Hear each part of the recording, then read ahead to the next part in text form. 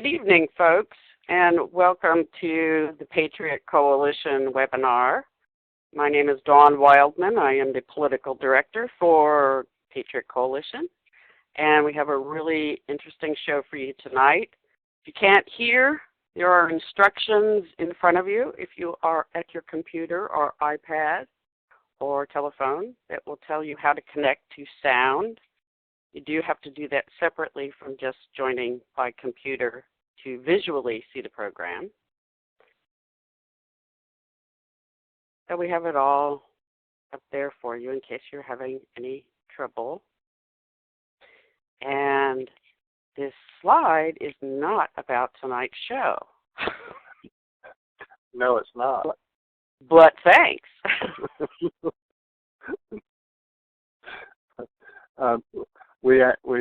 This is Jeff Lewis. I'm the National Director for Patriot Coalition and your co-host.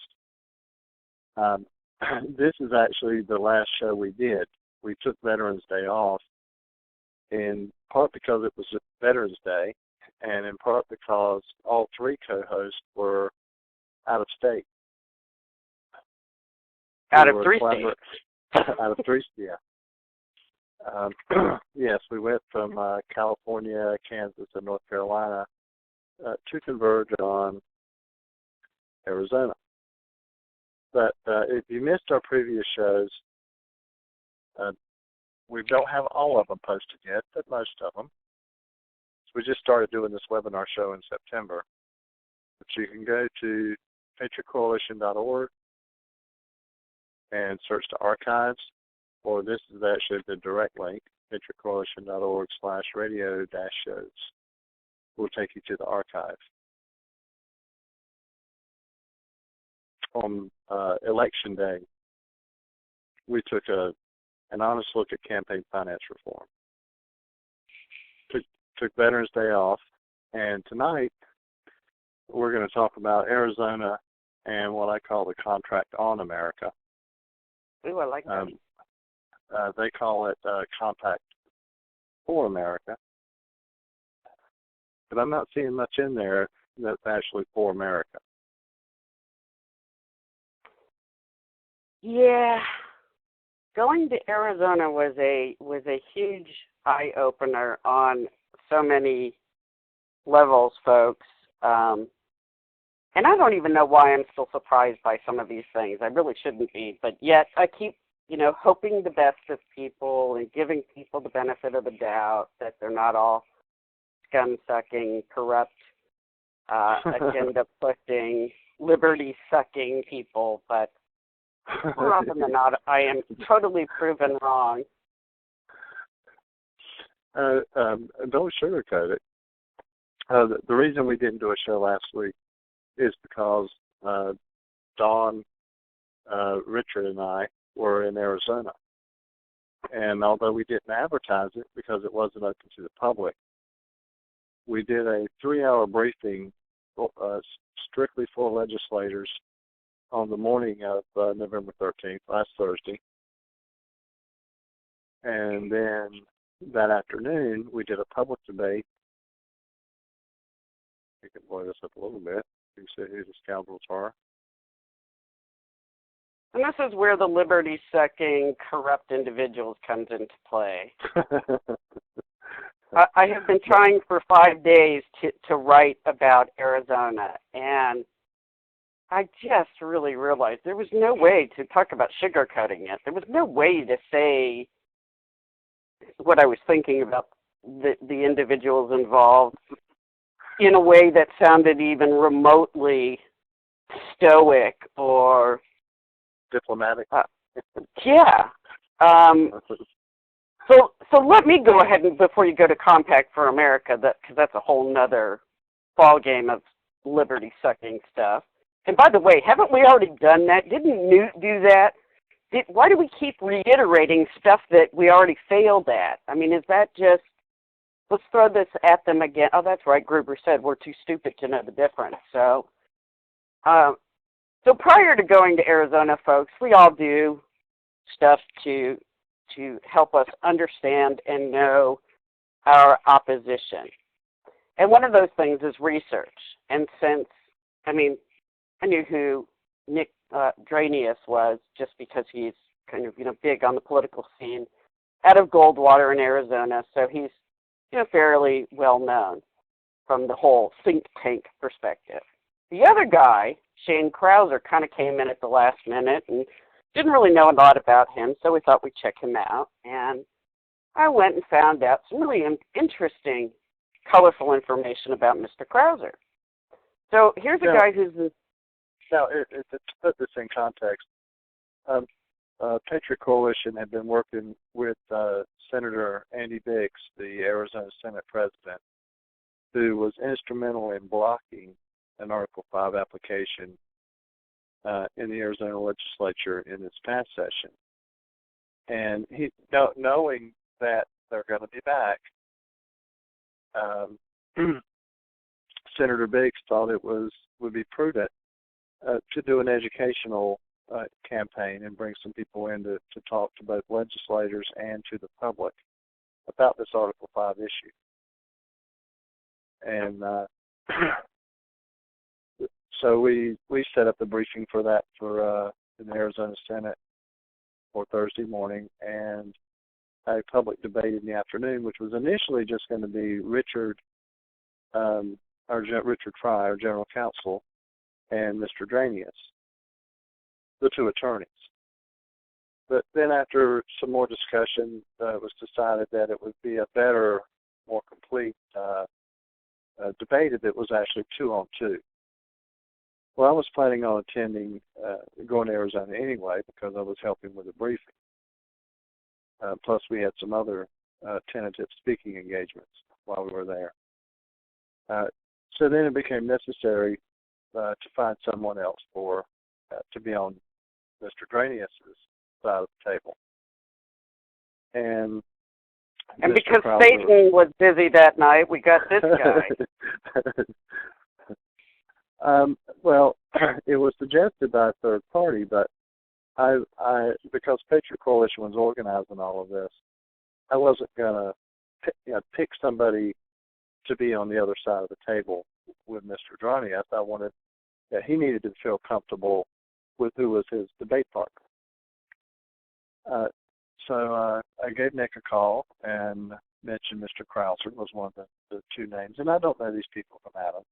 I mean, I knew who Nick was, but as far as Krauser and the other gentleman that was suggested. And Mr. Dranius was perfectly fine. Knows Mr. Krauser well. Couldn't be more pleased to have him on his side of the table. Now, shall I pick it up from there? Sure. So once again, not knowing about these guys, and clearly Nick had left Goldwater, and you got to figure if somebody's going to leave a prestigious environment such as Goldwater in Arizona, there must be a good reason. With a six-figure salary. Right. So, because really that had nothing to do with it. So, no, of course not. Didn't know about Mr. Krauser, so wanted to see what has he said about Article 5. He holds himself up through this American Academy for Constitutional Education as some sort of, they keep using the word scholar on the Constitution. So most sought after in America. Oh, yes. Yes, and so anyway, yes, I have no loss of words to describe how absolutely invaluable they are to all of us, and, we would all die if they weren't on the planet. So the interesting thing, or at least it was interesting to me, because I just love a great irony. I just love hypocrisy at its finest. And that pretty much sums up politics, especially the current environment, in a nutshell. So none of us are surprised by hypocrisy or elected who are, hypocrites, say one thing, do another, get elected, change their mind, whatever. But in doing some research on Mr. Krauser, and this actually did surprise me a little bit. So along the list of many things that this man has done is, once upon a time, 20 years ago, I guess, or almost 20 years ago, for about a year, he sold securities. Then he decided to go to law school. So he went to law school, came out of law school, passed the bar in Arizona, and started working for the Maricopa County District Attorney's Office. So, you would say, wow, that's impressive. And up until about 3 months ago, after he left the Maricopa County DA's office, he had a job with a pretty Tony law firm in Arizona. I say up until 3 months ago because coincidentally, 3 months ago, about the time this law firm very quietly ejected him, or he fell on his sword and left, he was also in the midst of pleading guilty in front of the Arizona Corporations Commission to securities fraud. And this wasn't an oops, I told my family I could do some stuff I couldn't do kind of thing, although this is the way he plays it off to the public. It was some loans, it was family members, and a few people I knew at church. Well, I don't know about you, but anytime you scam somebody at church, I'm just thinking there's got to be a special place in hell for you. You're an attorney, you're a lawyer who scam people at church. I mean, nothing like being a giant stereotype. To which I reminded our staff that the one time Jesus went into the church was to run the money changers out. And, so even so Jesus found had a special contempt. And it's not like I could find any good reason for why this gentleman, while being employed by the Maricopa County DA's office and actually using his position there to puff himself up and build trust with people who would thereby give you more of their money, their little nest eggs. This man had no less than 11 accounts he was dealing with. He actually bought himself, he and his wife, investment property after paying for his school loans and paying on his home equity line. Audacity is not even, that's too slight of a word for this. So here's this guy that we know going in, and I still think very naively that come the day this is going to go down, they're going to make sure this guy isn't the guy that's sitting up there in public. Because surely the public in Arizona, and this was no secret in Arizona, by the way. Like I said, it just happened 3 months ago. This is not a big secret. By the way, hate to even mention this, Maricopa County, but the fact that you guys have failed to do anything in a criminal action against him, I'm going to assume isn't just because, he used to work for you and there's any favoritism there. It's because you haven't gotten around to it. But so here this guy is, and we get into the room, and sure enough, there he is. And if you guys get a chance to watch the video, it's not a long video. But first of all, he's screaming into the microphone like we're in some huge stadium. And I don't know if that was maybe, you know what, Jeff, maybe that was the effect he was going for. He had to speak so loudly because there were hundreds of thousands of people there. Not all the cronies to the pro-Article 5 folks. And if I might interject here, if you go to patriotcoalition.com or .org, either one, take you to the same place, click on archives, and that'll have our Nation on Fire playlist. Which apparently I clicked on.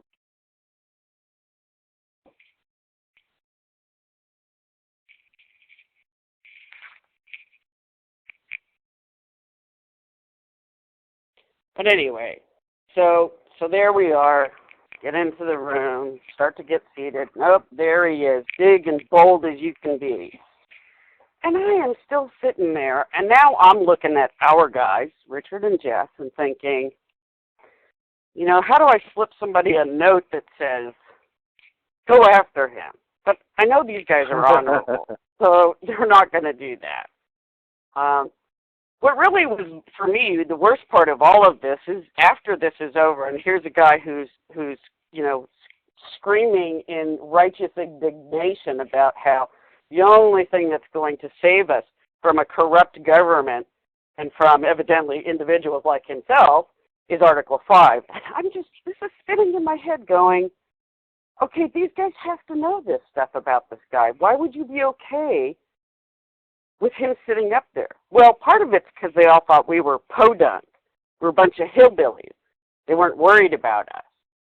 You know, as a matter of fact, Mr. Dranius went well out of his way to have no papers to either take notes or talking points so that everybody would know that, well, he was so well versed in this, and they kept, you know, back and forth to each other about how scholarly they were on the subject. The genuflecting going on for each other in the room was unmistakable. What I was going to point people to is on the sidebar on the homepage, you'll see links to our YouTube channels, Patriot Coalition and Patriot Watchdog. Or you can also go to Rejoin or Die, which is our Article 5 project site. And the Article 5 playlist is embedded on the homepage at Rejoin or Die. And the most recent video that's at the top of the playlist is from the Arizona debate. In fact, it's the entire debate. So I want to say it's like 2 hours and 3 or 4 minutes. And Don's right. You know, with Richard and I, we were aware of Mr. Krauser's recent past, brush him with the law. So we decided not to make that a part of the debate. We wanted to stick to the issues. But it is worth bearing out. Yeah. So the only good thing I can say about that is, okay, so he's not elected. But the fact that we leave, and I'm asking somebody who should know that's involved in politics very heavily in Arizona, is this like the world's best kept secret about this guy, or do people not know? I mean, they're winking at him. They're, you know, obviously as a fan club. He said, no, they know. They just don't care. Well, I'm sorry. At that point, I'm starting to go, you know, Jonathan Gruber may actually have a point. Because if you're in Arizona and you know what this guy has done to the people closest to him, family members, church members, all that, and you are still okay with him carrying your water for your issue, then maybe you are too stupid. Maybe this should be the litmus test for whether or not you should have the ability to vote. I don't know. But I'm still filled with rage. I didn't do a head count, but there were easily, well, it was standing room only in the committee room. I don't know if there were people in the overflow rooms or not, but I'm thinking there was somebody, because when we got to the Q&A, more people came into the main hearing room to ask questions.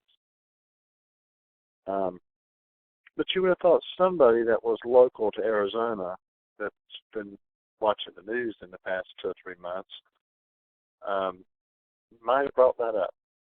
That they did not. And maybe that has nothing to do with the debate or any of this, but isn't part of what we discuss all the time as citizen activists is that we actually still believe the character of a person, the moral compass that a person has, is actually matters. A pretty important thing. And really, at some point, this guy actually starts to talk about morals or something, and I just, you know, really? You're the guy? You're the guy that's going to pick that as your fight? Right. So, I mean, and by the way they treated us, they treated our side, was really pretty despicable. Not unlike we have seen the arrogance of Michael Ferris. They really did treat us like garbage, and we're very insulting, frankly. So the interesting thing to me that I wanted you guys to know, because Jeff's going to be all diplomatic and tell you all these wonderful facts and how things went, Well, I want you to know from the grassroots perspective, how I viewed this. And the fact is, beyond them being insulting, at some point, Nick says, well, that's the problem with all you conservative people. So here's a guy who doesn't even self-identify as a conservative, who, once again, is carrying the water for these folks. It was just unbelievable. Mr. Dronius is, I'm not sure what he fashioned himself, but if he said so himself, considers Lars Lefty a good friend, that would be helpful in drafting constitutional amendment. I'd say he's leaning toward the progressive socialist side. And the one thing we definitely got out of this is that this is a really divisive issue amongst the Tea Parties in Arizona. You had a woman that said she was from Tea Parties there who was chattering behind me the whole time, had a comment about everything. And when she finally gets the opportunity to ask a question, she doesn't so much want to ask a question as much as she wants to further berate the citizens who, by the way, at their own expense, showed up for the soiree, and says, you can't handcuff us. This is our tool. We must have, the ability to use this tool. Right, and that was something I found interesting, is that whether it was Mr. Granius and Mr. Krauser or their fan club in the audience, kept trying to pressure us to give them a reason of when we thought it would be a good idea to use the Article 5 convention method. And it was as if this is the only part of the Constitution that they have a serious interest in. And it's kind of like if the only tool you have is a hammer, everything looks like a nail. And they were trying to get us to give them a reason. They had a solution in search of a problem, essentially. And right. They were trying. We have a talking point we have to be able to use. Yeah, we have a right. talking point we need to use. So. and because we would not give them such a scenario, that frustrated them, and they accused us of not answering the question. And after, I don't know, third or fourth time that I'm getting bombarded with this same question worded slightly differently, I asked the lady, she's asking me, to finally give them an answer. Okay? And I said, well, you're asking me when am I going to start beating my wife? Which is kind of the flip side of that rhetorical question that people ask, to which there is no good answer to. Well, and people really should watch that video, because you can see that, by the way, I don't know how helpful Mr. Krauser was, because through most of his spiel, he kept talking about how Congress and the administration really weren't not following the Constitution. And evidently, in his view, they were following quite a bit of it, which sort of seemed to me to negate whatever position he was trying to come from. And he seemed to be more confused about his own position. Well, he was confused about our position as well, because he kept either accusing or inferring that we had said things we simply had not. And by questioning our support of the liberty at one point, which I thought was very interesting. It's coming up on the bottom half of the hour, and I wanted to discuss a few things about the Contract on America, Compact for America, that we didn't go over in the debate. Let me just say one last thing about this, because this was the takeaway. Like everything else, like the progressives, first of all, these guys were full-on Saul Alinsky.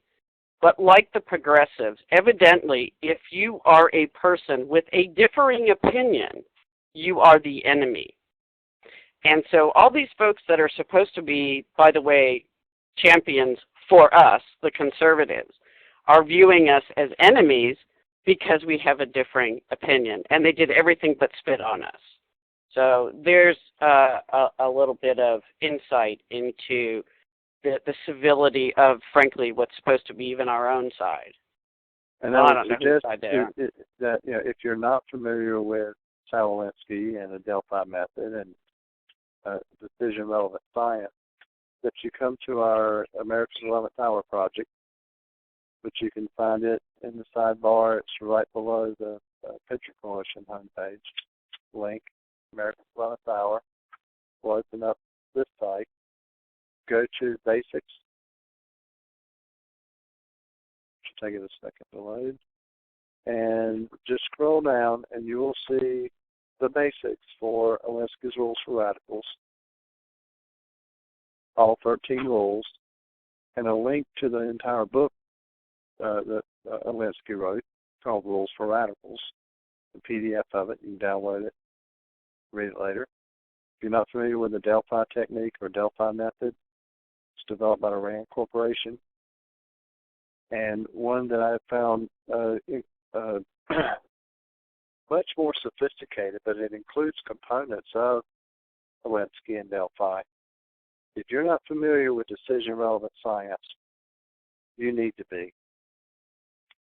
And there's a link to the Yale Law professor giving the PowerPoint on decision-relevant science, which is a consensus-building technique that the premise is that you don't have a comprehension problem, you have a recognition problem.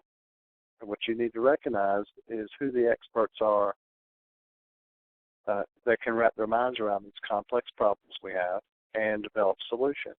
So you don't have to worry about comprehending it, and the change agents don't bother explaining the whole truth to you because they've been told you can't comprehend this. You don't have the education experience, perhaps the mental capacity, intelligence to understand these problems, let alone to figure out what to do about them.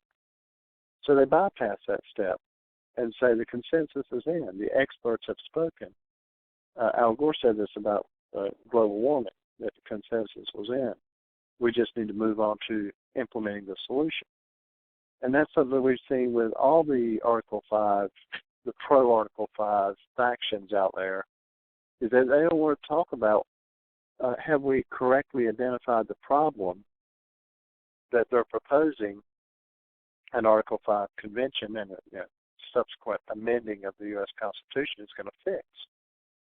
They don't want to talk about problem identification.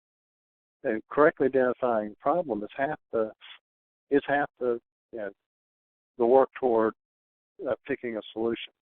But this is exactly what we saw with Pelosi, too, with Obamacare, since that's so much in the news. She was just so annoyed that anybody would write up against this panacea for all the ills of Obamacare that she said stupid things like, we need to pass it so you can see what's in it. This is, by the way, exactly what they're doing with Article 5. We need to trigger it so you can see what we're going to do with it. It's the same mentality. Right. I'm going to scroll down very briefly to Article 5. It's real simple. Congress can propose amendments, or a convention called by Congress on application of the legislatures of 2/3 of the several states. The convention they keep lying can and propose saying amendments. the states. Yeah, they keep lying. It's it's all in the states' hands. The states have all the rights. It's the states that are going to. Yeah, no, we're not all stupid. We can read a paragraph and understand it. That was the beauty of the Constitution. Right. So I found interesting when I'm looking at a document that now Mr. Dranius was with the Goldwater Institute until just a few months ago. He's now with the Compact for America. But going back to January of this year, Compact for America and Mr. Krauser's American Academy for Constitutional Education and the Goldwater Institute, and we're all working together. And this is from a report they put out in January, and it's a 24-page report allegedly answering, experts answering, but although it doesn't attribute in every instance exactly which one of their experts answered the question, which would have been nice. But if you go down to the bottom of page 1, you'll see that amongst the advisors for this organization are Senior Judge Harold DeMoss, and he's the Senior Judge of the U.S. Court of Appeals in the Fifth Circuit, which is in Texas, or includes Texas. Which you might not think, well, okay, so they've got a federal judge that's advising this organization. Well, who is Mr. DeMoss, Senior Judge DeMoss, in respect to this organization? Well, it was started by his son, Harold DeMoss, either Jr. or the third, who goes by Chip DeMoss. I guess he's a chip off the old block here. So that fell into a category of things that make you go, why is the senior judge in the Fifth Circuit Court of Appeals engaging publicly in a political issue? Is that ethical for a judge to do, especially on the Federal Appeals Court, especially the senior judge of the Federal Appeals Court? So then I go down to their executive summary. Now, if you look at Article 5, check out on the screen again, nowhere does it say there's another method to amend the Constitution. It doesn't say see Article 1. It doesn't say see another amendment or further options on how to amend the Constitution. This is it, folks, right here. If it ain't in Article 5, then that's not what the states thought was a good idea, and that's not what the people themselves ratified in conventions when they adopted this new Constitution. So this isn't something that the feds have rammed down the states' throats. The states and the people got together in Philadelphia, in and after Philadelphia, and this is what they came up with for the methods to amend the Constitution. And yet, when I go look at what these scholars say, then this is the Compact for America, advised by Senior Judge on the Fifth Circuit, U.S. Court of Appeals. And Lawrence Leffick, progressive socialist, wants an Article 5 convention so we can get to as close to a pure democracy as we can get, is his objective. He's an advisor for Compact for America and a good friend of Mr. Grinius's, and was the co-chair of the Con with Mark Meckler, co-founder of Tea Party Patriots, in September of 2011. And incidentally, is also the founder of Citizens for Self-Governance, which is the parent of the Convention of States Project. The interesting circle. So I'm reading their executive summary in this FAQ they put out in January. It says a compact for a balanced budget is an agreement among the states that quickly and safely advances a powerful federal balanced budget amendment under Article 5 of the United States Constitution.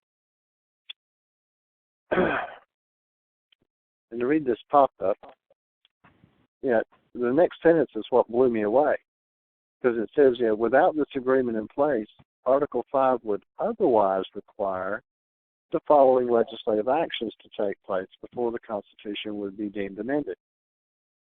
Now, I don't see anything in Article 5 that says you can do this amendment process through some outside agreement, outside of Article 5, outside of the Constitution. Article 5 does not authorize replacing the required procedure with an agreement between some of the states. If Goldwater Institute would like to propose their ground-breaking vehicle for amending the Constitution, they should propose it as such, because what they're talking about doing is amending the amendment process. Currently, even if the Compact for America crowd agrees their method would require Congress to approve the compact, as per Article 1, Section 10, Clause 3 is the compact clause. And it says no state can enter into an agreement or compact without the approval of Congress. It says nothing about the content of the Balanced Budget Amendment, which itself is a nightmare of new taxing authorities and the elimination of the enumerated powers. This is a 24-page document. A little bit further down on page 1. The amendment process is set in motion by a single counterpart congressional resolution. Now, what I've been hearing from Compact for America, Convention of States, the GOP, any of these pro-Article 5 factions, and especially the Assembly of State Legislatures, which was the Mount Vernon Assembly, now rebranded, they say that this is going to be a pure process. No outside organizations are going to be involved or influencing it, which is probably the second biggest lie we're told. So they say that the amendment process is set in motion by a single counterpart congressional resolution, which impliedly consents to the compact and completely fulfills Congress's role under Article 5, from the call of the convention to the ultimate ratification referral of the proposed amendment. Now, if you look at Article 5, if Congress receives applications from 2/3 of the states, it's supposed to call a convention. Once the convention produces, if it produces any proposed amendments, then Congress would choose whether state legislatures or conventions in the states, not of the states, conventions in the states, would fulfill the ratification process. So where would you find these documents at? Well, ALEC, the American Legislative Exchange Council, has been promoting the Compact for America Balanced Budget Amendment since, January 2013 for this current version. They've also been promoting the actual Balanced Budget Amendment since around the same time. I thought I had that up here as well. But I obtained these documents not from the Compact for America, but from the American Legislative Exchange Council, which has been very actively engaged in pushing this Compact for America, pushing some of the crazy legislation like came out of Indiana with Senator Long of making the delegates to a future convention mere puppets of the governor and the leadership of the legislature, not actual delegates, just straw man delegates. All this stuff has been coming through the American Legislative Exchange Council and the National Conference of State Legislatures, NCSL, who, by the way, produced the Mason's Manual, which is kind of like Robert's Rules of Order. The National Conference of State Legislatures produced the legislative rule book that over 70% of state legislatures use,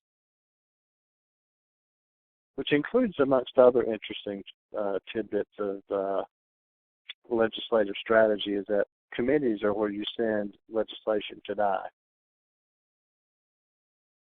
If you haven't read Mason's Manual and you're dealing with legislators, there's a 70% chance that your legislators are using this NCSL trick book. And this is the book that the Mount Vernon Assembly, duly branded Assembly of State Legislatures, adopted in Indiana, that they are proposing be used for this Article 5 convention.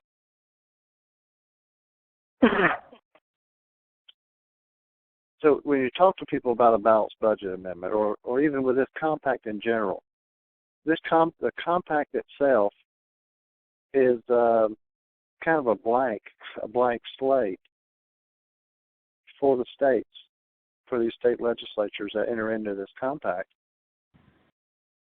because they have it. You can insert any of a number of amendments in here for this single amendment convention, this one-day convention that they're proposing, which is a pipe dream. It's pie in the sky. Now, I'm not going to go deep in the weeds on this. I just want to point out a couple of areas in here of the absurdity of the actual compact. And they've got at least a dozen amendments that they would like to see done, one convention at a time, one amendment convention at a time. But let's say your state signs on to this crazy town solution. Once 3/4 of the states or member states, and a member state is a state whose legislature has adopted this compact, once 3/4 of the states have signed on to it, that member state may withdraw unless all the others agree. So there goes your sovereignty. And notice it's 3/4 and not 2/3. It is their intention that when a state adopts this compact, they don't subsequently send their application to Congress requesting that Congress call a convention, an Article 5 convention. Now, the compact says the convention won't be called until 3/4 of the states are member states. The concurrent, perhaps they call it an omnibus concurrent resolution. So I don't think I opened that one up. Let me open that one up real quick.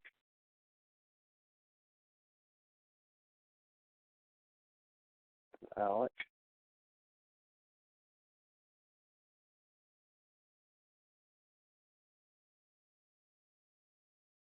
The omnibus concurrent resolution would be the document that Congress would pass. Again, I didn't get this from Compact for America. I got it from the American Legislative Exchange Council, whose membership includes state legislators and a lot of big corporations or stakeholders in ALEC as well. So they've got this piece of legislation because Article 1, Section 10, Clause 3 of the Constitution prohibits states from entering into agreements or compacts with other states without congressional approval. So this is the document that would grant that congressional approval. But it doesn't just stop there. It also goes ahead and puts Congress's choice of who's going to ratify into the hands of the state legislatures. It also turns over the entire amendment process. Listen closely. It turns over the entire amendment process not to the states per se, but to the states that are member states of this compact. And the rules of the convention, the terms and conditions of the compact, are essentially what Congress would be putting its stamp of approval on for the rules of the convention. Now, the court has ruled, and there's plenty of precedent, that this convention is a deliberative body and is required to perform a deliberative process. The whole reason the pro-Article 5 crowd are suggesting that we need to use the second method of amending, which is a convention method, is because Congress and the central government are out of control, and they won't get themselves in control, and they won't propose the necessary amendments that would allegedly get them under control. So we need to go around Congress and hold an Article 5 convention. The Compact for America, because the Constitution prohibits compacts and agreements between states without congressional approval, is telling us that they're going to be able to get Congress to approve this compact. That when 3/4 of the states, and the reason they went with 3/4 is because this compact pre-ratifies the amendment. So when the state legislatures enter into the compact includes the exact language of the proposed amendment. In this case, the one the carrot they're dangling first and foremost is the balanced budget amendment carrot. You can't change the language of it in the contract once the second state has signed on to it. So the states are going to pre-ratify this amendment. So the convention, which is what Article 5 requires, is either Congress proposes amendments or a convention proposes the amendment. Convention is not going to propose amendments. In fact, and this is one of the things that really bothered me, down in Section 8 of the actual compact,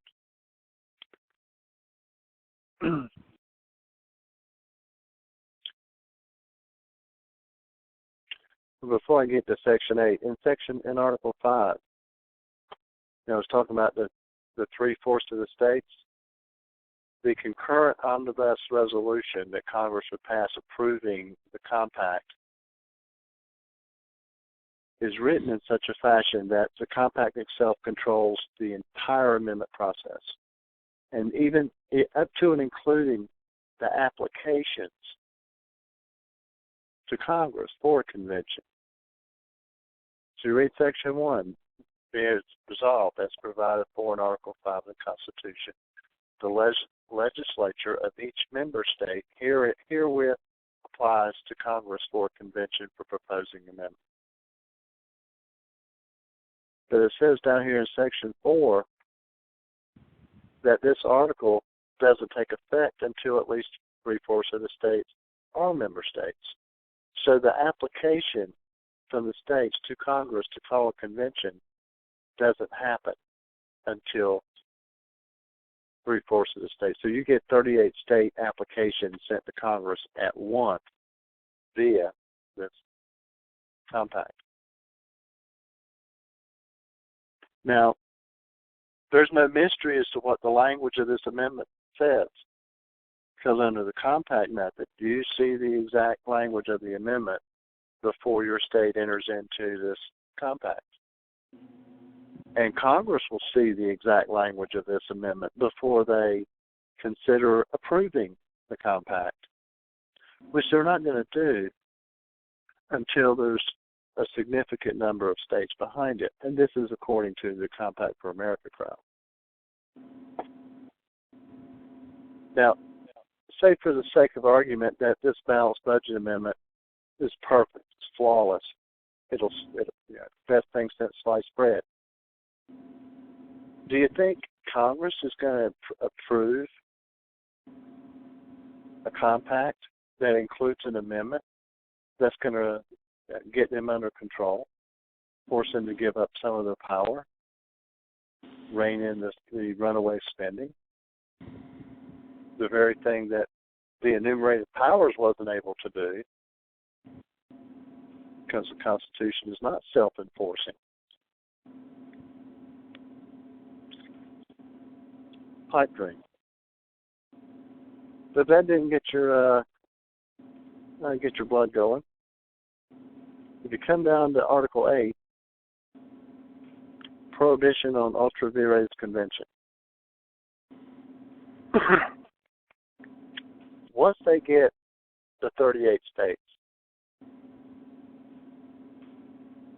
all member states and their residents are prohibited from advancing or materially assisting in the advancement of any such proposal or action. Well, exactly what kind of proposal or action are they referring to? Any kind of convention that would violate or was approved in violation of the convention rules or the limitations on delegate authority specified in this compact. So if Congress were to call another convention, just a general Article 5 convention for proposing amendments, and had not signed on to this compact yet, then if your state was a member state, you signed a contract that says you can't participate in any other kind of convention. And not only can you not participate, you and the residents of your state are prohibited from advancing or materially assisting in the advancement of any other kind of convention other than the Compact for America Convention, to which I, as a citizen and resident of North Carolina, and someone who is subject to the jurisdiction of the Bill of Rights, who still believes he has First Amendment right, not privilege, right, wanted to say, who do these people think they are that they're going to tell the residents of a state that they can't assist or advance an Article 5 convention that actually follows the Constitution?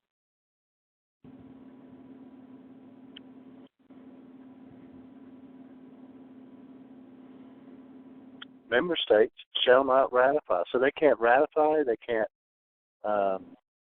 approve any proposed amendment, any alteration or revision of the Constitution, which originates from any convention other than the Balanced Budget Amendment Convention, which the Compact for America member states would have signed on to. So what if your state signs on to this crazy compact? You just got caught up in all the hoopla and groupthink, collective think, and then got to reading the fine print of either the compact or the Balanced Budget Amendment itself, and decided, you know what? We chose poorly, and you want to get out of it. I don't know that the compact is constitutional in the first place, but if you want to talk about stacking the deck, if you're a member state, let me do a quick word search, in the interest of time.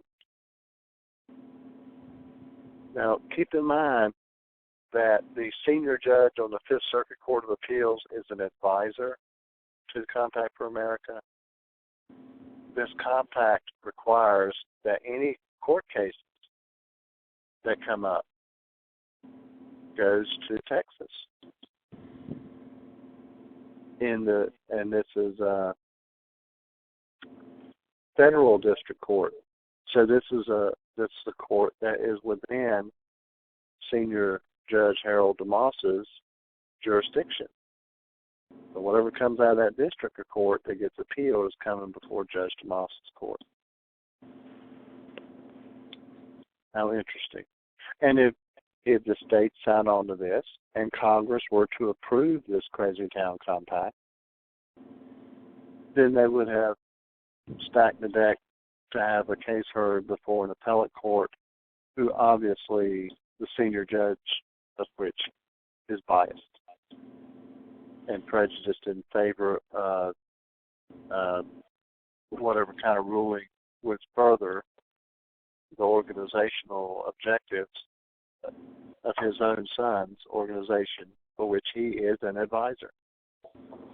Well, and they've already muddied the waters about the Supreme Court, because we all know, according to them, they are the Antichrist incarnate, and we must change that so that every state has a representation of some symbol of order by looking at this from a European model.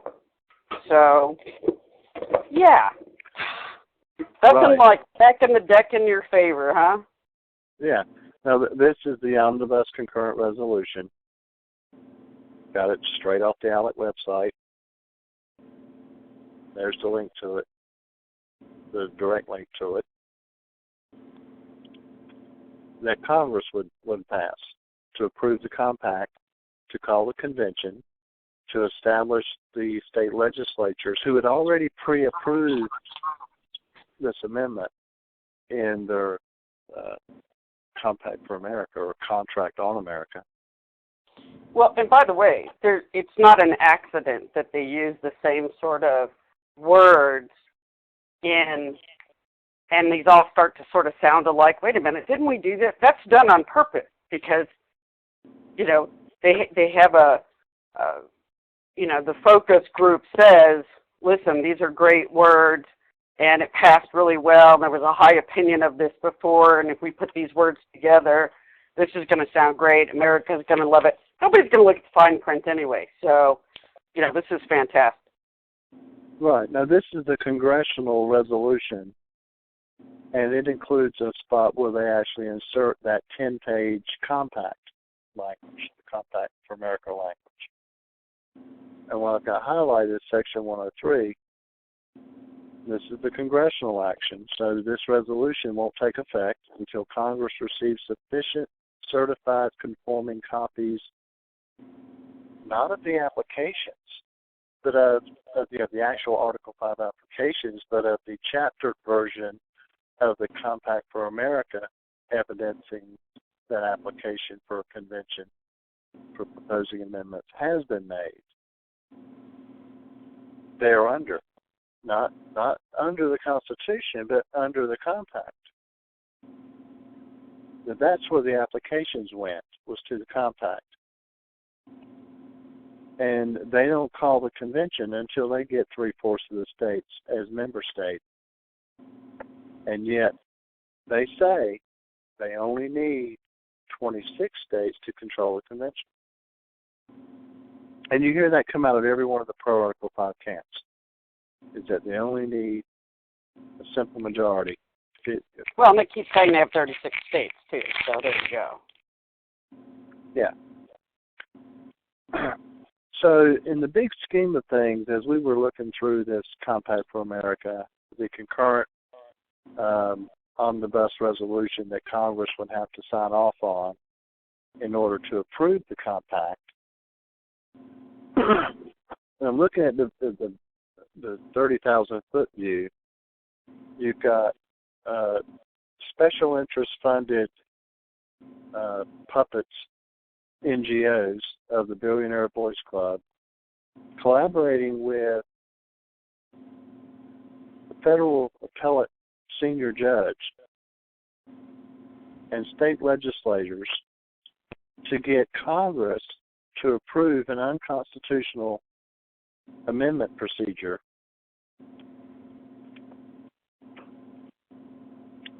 so that they can pass this crazy town balanced budget amendment, which automatically adds or approves of another trillion, 105% of the existing national debt. Initially shall be an amount equal to 105% of the outstanding debt on the effective date of this article.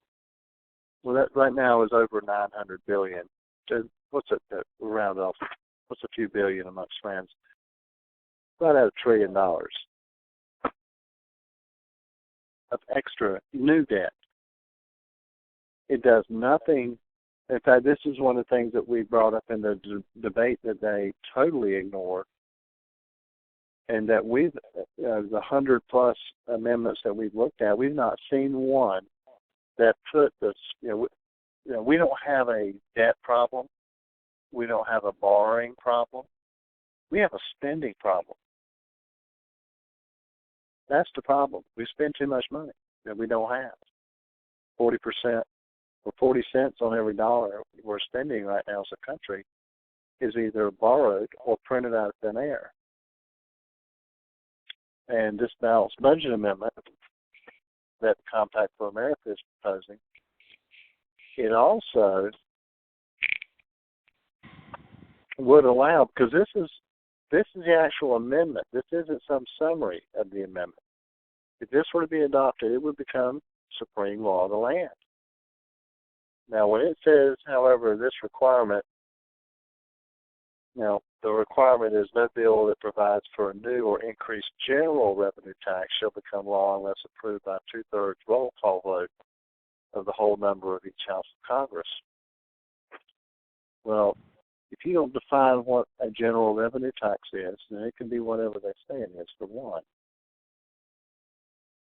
And it says, however, this requirement shall not apply to any bill that provides for a new end-user sales tax. That's a consumption tax or fair tax. And then this requirement doesn't apply to any bill that would completely replace every existing income tax by the government of the United States. Who knows what that could be? But if you're going to add this language to the Constitution, you're essentially saying that it's okay for them to do these other taxes. Well, yeah, and we're going to make this as vague as their interpretation currently is, and we're going to end up looking like Australia used to, which is you go into the store, the ticket says $25, that's what you pay. You think, great, I'm not paying any tax. You just don't know how much hidden tax is in there. Yeah. And it doesn't matter whether we're talking about an Article 5 convention under the Convention of States model who claims that their application is for a limited convention, or at least they did earlier in the year, and now they admit it opens up the whole Constitution. Or if it's under the Wolfpack application, which just calls for a convention for proposing amendments, or it's under this crazy one that Mr. Kaplowitz from Citizen Initiatives has, a countermand amendment that pretty much does away with federalism and a Republican form of government and turns it into more pure democracy formula. But he's also chasing a single amendment convention pipe dream. Or the Compact for America, Contract on America, preying on the ignorance of the people and Congress in collusion with federal judges and Congress and big business and these NGOs and these state legislative organizations that are outside of ALEC and NCSL that claim they're going to keep this pure with no special interest involved. None of those For me, this seems so simple. This is what happened in Arizona, and the people involved was just a huge red flag for exactly all the things that ail us in the very notion that a corrupt person who thinks they're going to school the rest of us on the Constitution, who has committed fraud against fellow citizens, I don't care if they're his church folks or his family, there is nothing that says, you only get to rip off your family. But and they will, by the way, when this hits the fan, will say that he did not speak for them. And as you can see for the Compact for America, his organization, Krauser's organization, is got their logo all over so much stuff it ain't even funny. And so the very people who are going to make it right for the rest of us, because there is so much greed, waste, fraud, and corruption in our political system now, are okay with the fact that the people that carry the message are part of that corruption. Is it just me? Does that seem just super simple? I know all the folks here are really well versed in all of this stuff and super educated in all of this stuff, but I'm sorry, I drill it down to the real big basic. If you're a lying, cheating dog and you're going to supposedly help me get rid of the other lying, cheating dogs, I'm going to question that. And nowhere in there, by the way, have I ever heard somebody say, by the way, everything we're going to do is going to give you more freedom and more liberty. Really?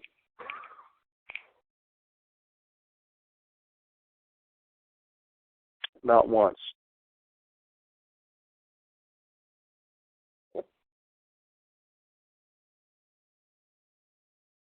So Arizona was good for us in seeing how some of these other players, and everybody's, man, these guys should have to wear NASCAR jackets, little suits with the patches on for all the quote-unquote stakeholders that are now involved, because everybody's going to get their piece of the pie. That's what they're getting promised. Yes, we'll carry the water for your cause. Yes, we'll do it for this. All you have to do is come on board. So we can turn around and tell everybody, by the way, look at the legal team we have. Look at the so-and-so team. Look at the people that agree with us. And by the way, not one of them yet has said, the American people overwhelmingly think this is the most fantastic idea. As a matter of fact, they don't want you guys involved. The only reason you're even involved in any discussion is that they need you to be the political cover for your state legislators for pushing ahead. Otherwise, there wouldn't be these town halls and stuff going on. They don't care about this. The reason you're not seeing this on Fox or anywhere else is the last thing they want to do is be transparent. So if you haven't seen it yet, highly recommend you watch it. If you go to youtube.com, we've got a slide for that. It gives you actual addresses.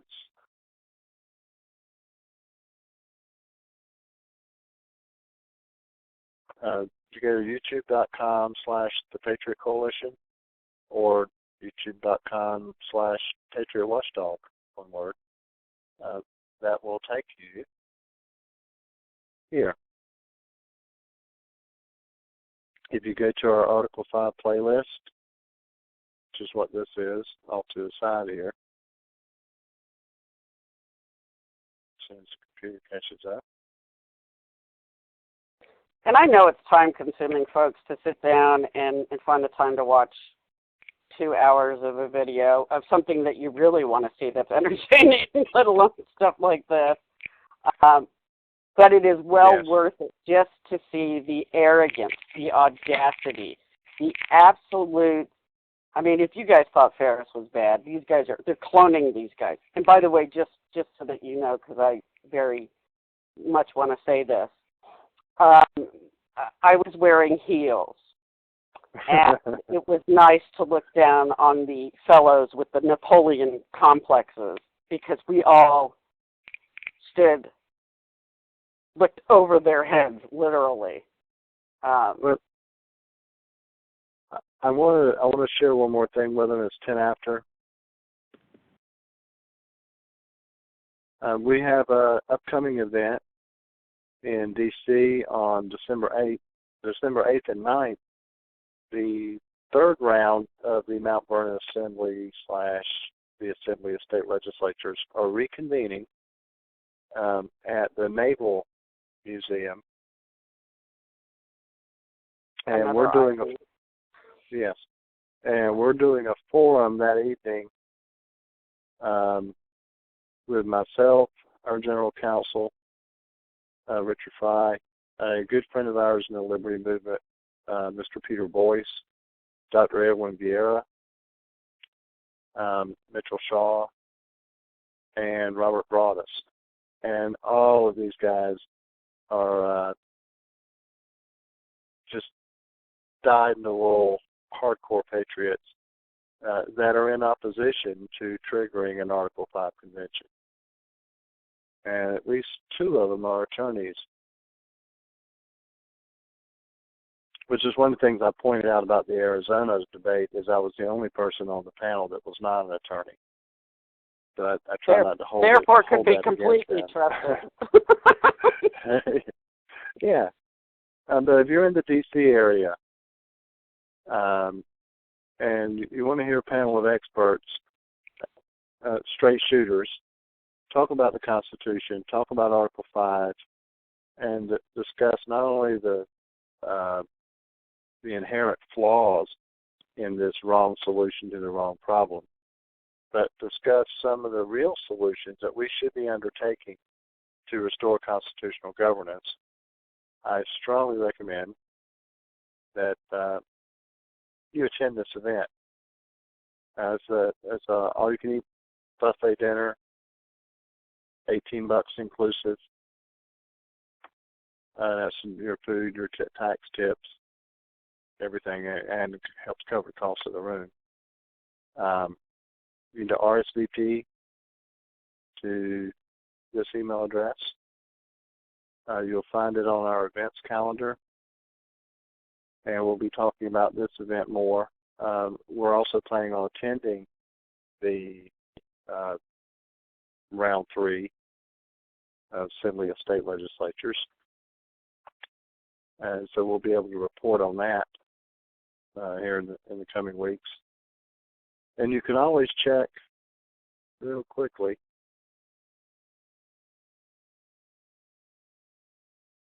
on our event calendar at patriotcoalition.org, patriotcoalition.com. Either one. You go to our event calendar, and you'll see, like right now, it defaults to the current month. But if you do a mouse rollover of any of these events on the event calendar, it'll give you more information.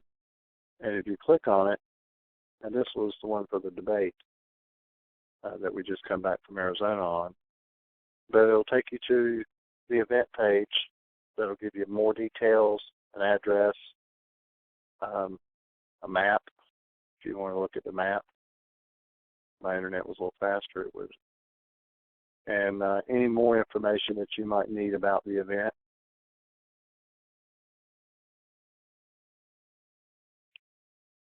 In fact, if you go to the event page, we've got the Article 5 playlist and the Arizona debate embedded right on the event page.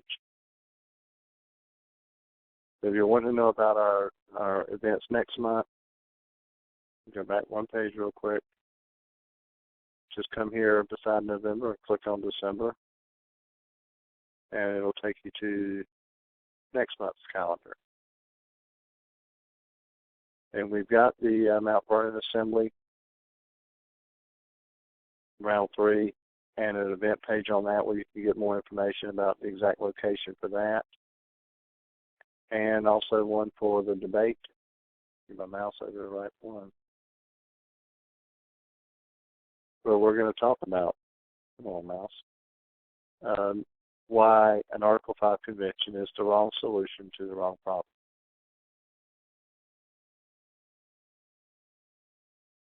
Again, if you haven't been to Patriot Coalition before, we have numerous projects which you can find links to all down the left side. Our social media and video links to YouTube, Facebook, and Twitter are also there. We're still in the process of moving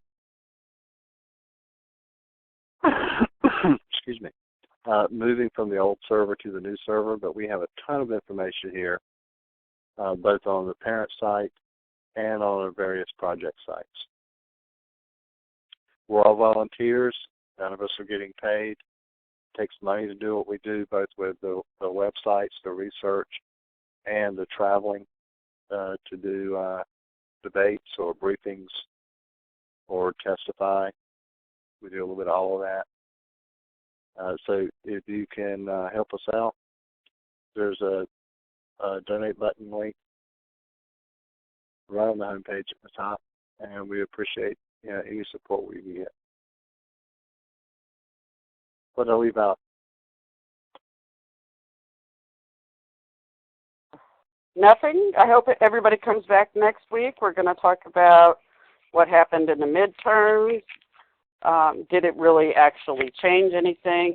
And possibly be talking about Ferguson and what may or may not be happening during the week as the self-fulfilling prophecy of all mayhem and chaos will ensue on Ferguson once the grand jury has reached its decision. And you can contact us at these email addresses. They're all the same except for the first names: Jeff at, Richard at, Dawn at, or D at patriotcoalition.com. And if you go to the About page on the website, there's even more information about each of us, including our bios on our national staff.